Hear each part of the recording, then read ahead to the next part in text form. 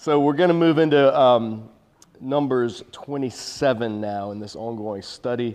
And Numbers, we've gotten into the second part of the book.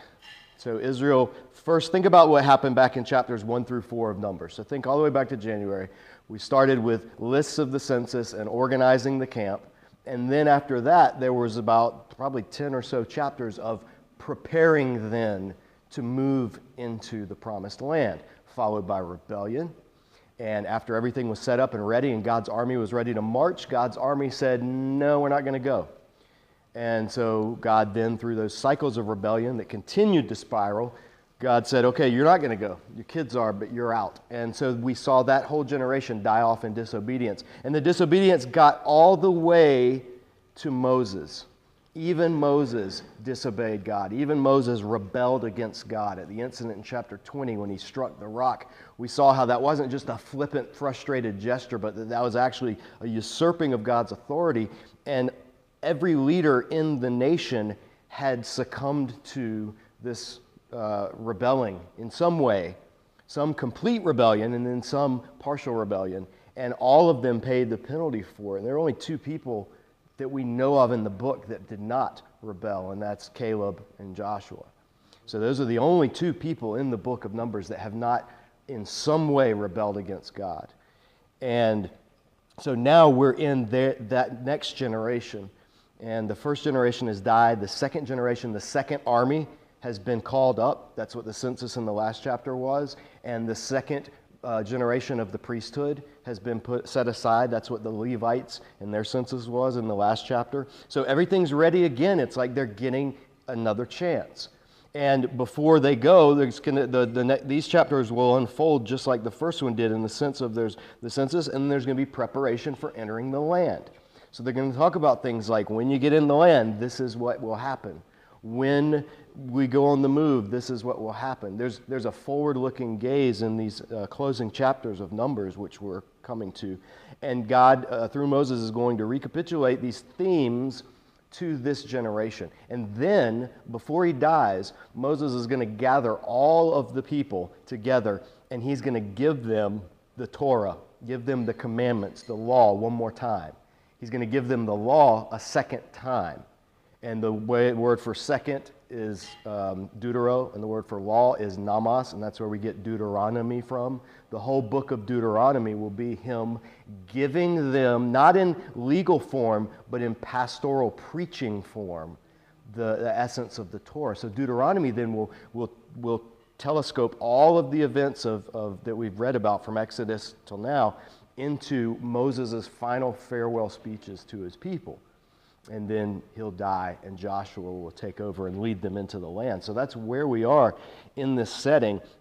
And right after the census was to apportion the tribes and to keep the identity of the tribes. Tribal identity was incredibly important to Israel. Not just their identity as Israelites, but their identity as Israelites of the tribe of whoever, Judah, Dan, Naphtali, Manasseh, whatever tribe you belong to, and even within that, of the clan of such and such. So this was your citizenship in Israel. We talked about that a little bit, how, we're Americans, and then we're North Carolinians, and then we're Charlotteans, 3 levels of belonging, and then within Charlotte, we're Steel Creek, or Noda, or, South Park, or Plaza Midway, or whatever your neighborhood is. South Carolina don't count. You guys are sneaking in on our territory. No. So there's no respect. You do get the Panthers. They're just Carolina Panthers, so they're for both. No, but that's how identity worked in Israel. And so it was important that you preserved, when you think of your family in Israel, it's not just your immediate family. It's your family community, your clan. And we don't really have that in America. Even those of us that are big on our family, the ones of you that go to family reunions where you get T-shirts, right? Like you're big on family, but even that, it's people that you kind of know and you kind of there's families just become spread out in our country because we're a mobile society. Well, when you're an agrarian society, For instance, 3 generations always live under one roof. I mean, that's the norm, usually up to 4 generations in one family compound or village or whatever. Now, if you're not out of the house by the time you're 18, you're seen as slack. You know, that's unheard of in the ancient world. That would have been very bizarre. Why would you, I mean, yeah, you leave your mother and father to marry and become one flesh, but then you bring your wife into your family. And so families had these, you know, sons and daughters, they would form or grow or shape the family through marriages and through inheritance. So your wealth, your land would get passed on to the next generation, but it was still seen as the family's land. So it was like the family farm that gets passed on for generations, and then a developer comes in and says, I'll buy it, and then everybody around is kind of outraged, like, no, this is the family farm. Like, you legally can buy it, but it doesn't mean the same thing because it's been in the family for so long. Well, that's very rare even in our society today. It's much more common in the ancient world, your family, where you come from, who you are. So we read this account right at the beginning, after the census has been given, after the offices have been laid out. Now there's going to be a case where these 5 women are going to come forward because there's a problem. This old generation that died out, not all of them had male heirs to carry on that family name. So when you married, and our culture has vestiges of it, when you marry, the woman usually takes the husband's name and they become a family known by that name. Now, it's not universal. I actually have 2 students from Pakistan and Afghanistan, and the women don't take the names of the husbands in Pakistan and Afghanistan. They actually keep their women. So brothers and sisters, and they have different last names. The daughter's named after her mom's last name, the son's after the son's last name. It's pretty interesting. Who knew? But in this ancient Near East culture, it was patrilineal. It was your inheritance and everything passed through the male, the heirs, and the offspring came through the lines of the males. So the problem would arise then, what if somebody doesn't have any male children? What if they only have females? And that's exactly what we read. Chapter 27, verse 1, the daughters of Zelophehad, son of Hepher, son of Gilead, son of Machir, son of Manasseh. So that's giving his lineage and his place in the tribe, this tribe of Manasseh, belonged to the clans of Manasseh, son of Joseph. The names of the daughters were Mahlah, Noah, Hoglah, Milcah, and Tirzah. They approached the entrance to the tent of meeting and stood before Moses, Eleazar the priest, the leaders, and the whole assembly, and said, now the verb that said they approached is actually, it's the word they drew near, and it's the words used for most of the time people bringing something to the tabernacle or bringing their offerings or something having to do with officially coming forward. So it's not like they just walked by the entrance or they found somewhere that was crowded. This is a legal, ceremonial, official entreaty that they're going to do. They draw near to the elders at the entrance of the tabernacle. And the entrance of the tabernacle would be like City Hall today. In cities, it was considered the gate of the city. That's where judgments took place. That's where rulings were given. Well, they don't have a city. They're camped in the desert. The entrance to the tabernacle. This is where, if you remember the example of Phinehas a few weeks ago, when the man, Cosby, the Midianite woman Cosby was taken by the man into the very presence of God, he took her right to this same spot, the entrance of the tent. So this is an official thing. That's why that crime was so heinous in God's eyes, because it was open and official and defiant. So she comes to him, these 5 daughters come to the officials, and they make a formal inquiry. They said, our father died in the desert. He was not among Korah's followers who banded together against the Lord. Now, Korah's followers, remember, they banded to take Moses' authority or to usurp his authority, and God supernaturally judged them and swallowed up the people in Korah's congregation. The Korah's team were all gone down to the grave alive. And so the women are making clear, our dad wasn't among those. He wasn't one of those rebellious Israelites, but he died for his own sin and left no sons. Now, just like all the Israelites in that generation, they died for their own sin. In other words, they don't negate his guilt. They're not like our father was a great righteous man and everything he did is fine. No, they recognize he's part of that previous generation. They're the next generation. They recognize that generation failed, and he did die in the desert for his sins because he was part of the overall Israelite community that rejected the promise of God to go into the land. God said, I've given you land, go take it. They said, no, we're not going to go. And then they decided we're going to find a leader that will replace Moses and take us back to Egypt. Those are the people, or the sins of the people in general. Korah's sin within that was a particular seizing of authority on the part of him and his family. So it's really interesting. These women, they come and they give a pretty balanced account. Like, yes, our dad, he died for his own sin, but he left no sons. And then they go on to say, why should our father's name disappear from this clan because he had no son? Give us property among our father's relatives. Now it's interesting because there's no property. They're in the desert. They're in Moab, Midian area. They are assuming that they will have inheritance land, that the tribes will receive this land, and that it will go within the families as the previous census listed. That is not an assumption that the previous generation shared. I mean, these 5 women are actually the commentators talk about, they're exercising very strong faith to the point where they're saying, hey, this is a certainty. We are going to inherit this land, but because our father died and we don't have a brother, it's going to pass, our family won't get anything.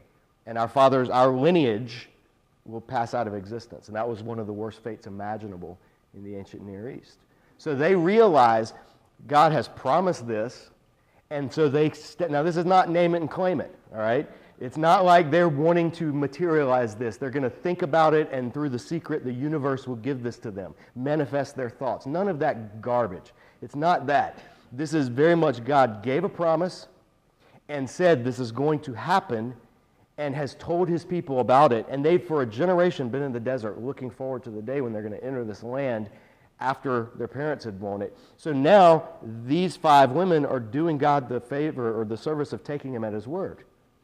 But they're also realizing, but when this happens, we're going to be left out because society right now is ordered in a way that we're going to get overlooked.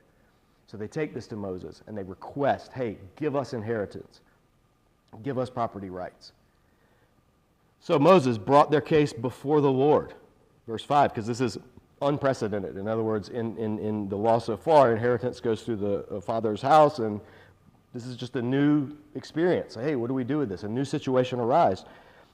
And the Lord said to him, what Zelophehad's daughters are saying is right. You must certainly give them property as an inheritance among their father's relatives and turn their father's inheritance over to them. Say to the Israelites, if a man dies and leaves no son, turn his inheritance over to his daughter. If he has no daughter, give his inheritance to his brothers. If he has no brothers, give his inheritance to his father's brothers. If his father had no brothers, give his inheritance to the nearest relative in his clan that he may possess it. This is to be a legal requirement for the Israelites as the Lord commanded Moses. So new case law appears now in response to this situation. The overall concern is not for personal rights. The women are not saying, hey, give us this inheritance because we're just as good as you boys. I mean, that's true, but it's not what motivated them. What they said was, give us this inheritance because our family name will pass out of history if we don't have this. So they're being motivated not for greed, not for a desire for, give us a piece of the pie, but for the preservation overall of their clan and their family lineage within that clan. So it's different than just, hey, gimme, I want this, or I want a bigger inheritance, or we want this. And it's not even at its core about women's rights, because other ancient Near East cultures, women could inherit. Babylonian, Sumerian, Egyptian, all of those have instances in their laws of women being able to inherit property. So it's not like this is just, whoa, what are you talking about, ladies? That's crazy. There's precedence for it in the ancient world, though it wasn't the norm. And this is showing here, at least, these women are coming forward and they're basically claiming this right. And Moses is unsure, and so he takes it to the Lord. And God says, no, what they're saying is right. It's just. It's the right thing to do. And not only are you going to do it for them, we're going to do it for everyone to whom this would apply. Because when we get into the land and start divvying it up, it's going to be important because the land is going to be for each of the tribes, for their identity, because all of it is pointing forward to my ownership of the land and Israel as my stewards in that land. So all of this is what's tied into these Old Testament land issues. And this section then will get realized in Joshua 17, I think, is when it'll actually happen. When they do get into the land, after Moses has died, the women will get the inheritance, and it will be in the name of their father who had passed away. So their family line continues, and they aren't forgotten or cut off from their people. So then, in contrast to someone who looks forward to being in the land, now we flip the script to someone who was looking forward to being in the land but will not get to be in the land. And that's actually Moses himself. Because it goes on to say, verse 12, "Then the Lord said to Moses, 'Go up this mountain in the Abiram range and see the land I have given the Israelites.'" Not the land I've given you. Moses is not going to inherit this land. God's going to let him see it. Moses will give an account of this in Deuteronomy 3, and we'll find out, we'll read a more personal account of what he was feeling. And you'll actually sense a bit of bitterness in Moses during this moment. But it says, "Go up this mountain range in the Abiram range and see the land." That's about a 10-mile journey, by the way, from where they are. God's not saying, "Hey, go walk up on that hill." He's saying, 10 miles that way is this mountain range, and there's a mountain there, and you can see the land from there. Go there. So 10 miles. That's a pretty long journey, especially for someone who's over 100 years old at this point. Verse 13, "After you've seen it, you too will be gathered to your people, as your brother Aaron was. For when the community rebelled at the waters in the desert of Sin, both of you disobeyed my command to honor me as holy before their eyes. These were the waters of Meribah Kadesh in the desert of Sin." That's the event of chapter 20. So God's, even Moses, even for Moses, there's consequences to his sin. The higher the leadership, the higher the consequences for the lower amount of infractions. All right? So a higher authority is held to a higher standard, and that's a good thing. That's how it should be. When pastors, preachers, evangelists, presidents, when they do things or say things that your buddy down the street or your friend next door would do or say, there's a higher degree of scrutiny for a reason. They are held to a higher standard. Leaders are held to higher standards, and that's everywhere in Scripture. James says it, chapter 3, verse 1. James, Jesus' brother, said, "Hey, not everybody, not many of you should be teachers. Those of you who teach will be held to a higher standard." So we see Moses, the prophet par excellence, the one who talks to God face to face, as the text says. Even for Moses, when there is sin in how he rebelled against and profaned the name of God, in front of all the people, it wasn't like Moses just got mad at God and they had it out in an argument, somewhere on their own. In an official capacity, in front of the people, on a national stage, Moses defamed the name of the Lord. And there was a price to pay for that. And so even now in this Moses not going into the land is really hard for a lot of people to accept. And even myself, when I read it, I'm like, God, all he did was hit a rock. After, 80 years of leading your people, give or take, surely, the punishment should fit the crime. But his position, he was the one who stood with God in the fire, in the storm, on the mountain. He was the one who God spoke face to face, mouth to mouth, as the text says. If anyone should be held to a higher standard, it would be the one who's had the closest communion with God.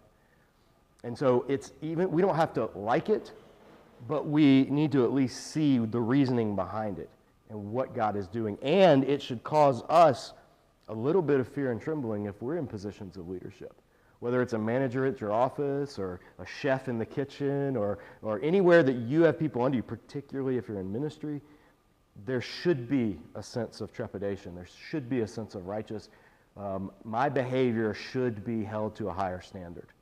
And the higher we are elevated in a society leadership role, the higher that standard should be.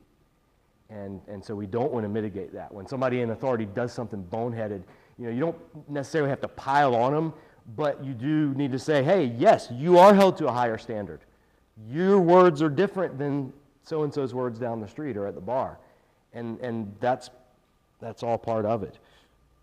And so Moses says to the Lord, this is after God said, go look, but you're not going to see it. Moses says to the Lord, may the Lord, God of the spirits of all mankind, or Hebrew could also say God of the breaths of all flesh. It's the same word. So whether he's talking about spirit or breath, there's not a distinction too much in the Hebrew of that.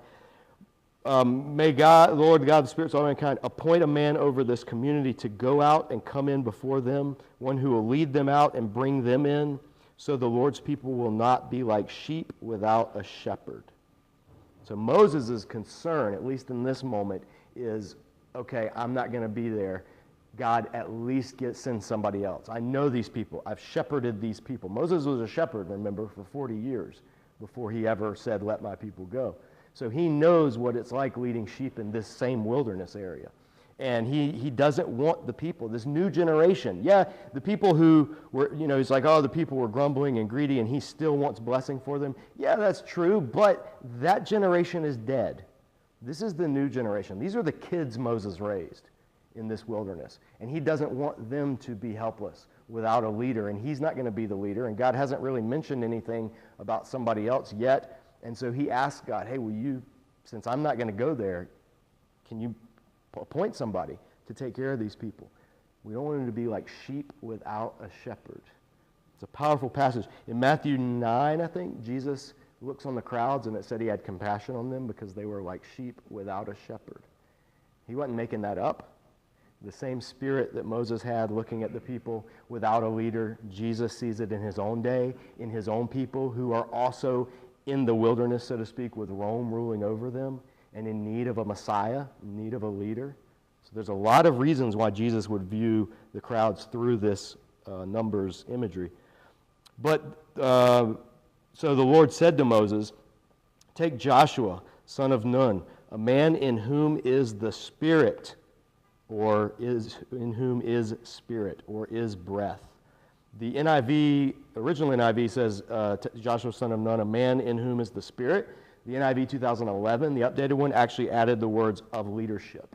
So the spirit of leadership, to try to distinguish what he's talking about from the actual Holy Spirit. And there's a debate amongst translators whether Moses is saying here, Joshua is a man full of the Spirit, capital S, like filled with the Spirit, which makes him unique in the ancient world at this time, or if Moses is just saying Joshua, a man in whom there's spirit, like leadership spirit of vigor and of leading the people, and just everything that we know about Joshua, he's got spirit.